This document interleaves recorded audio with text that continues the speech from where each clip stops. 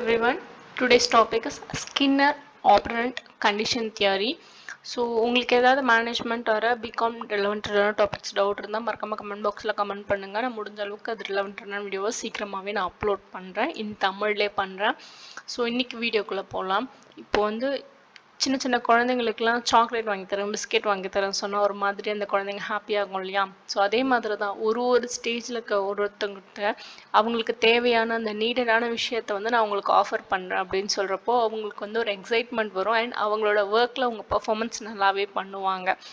So அதை பற்றி தான் வந்து டீட்டெயிலாக அந்த ஸ்கின்னர் ஆப்பரண்ட் கண்டிஷன் தியரி வந்து சொல்லுது.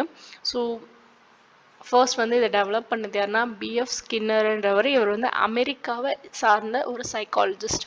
ஸோ இந்த ஆப்பரண்ட் கண்டிஷன் அப்படின்றது என்னன்னா, ஒரு ரிவார்டோ ஒரு பனிஷ்மெண்ட்டோ நம்ம செய்யக்கூடிய ஒரு விஷயத்துக்கு கான்சிக்வன்ஸாக கிடைக்கும்.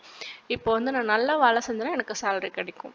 இதுவே வந்து நான் ஏதோ ஒரு தப்பு பண்ணுறேன்னும் பொழுது கண்டிப்பாக எனக்கு அதுக்கான பனிஷ்மெண்ட் கிடைக்கும். ஸோ இதுதான் வந்து சிம்பிளாக ஆப்பரண்ட் கண்டிஷன்றது.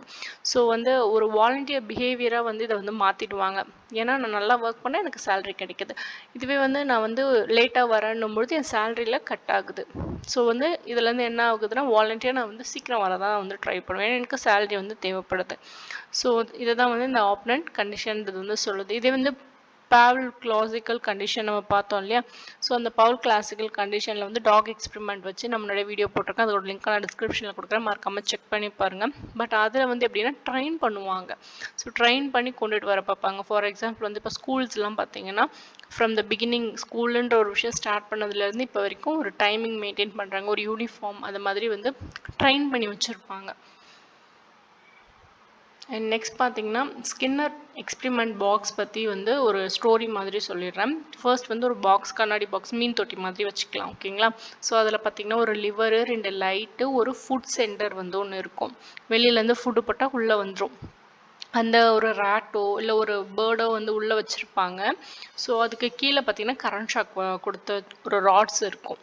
ஸோ இப்போ வந்து அந்த உள்ளே இருக்கக்கூடிய அந்த அனிமலுக்கு வந்து செம்மையாக பசிக்கும்.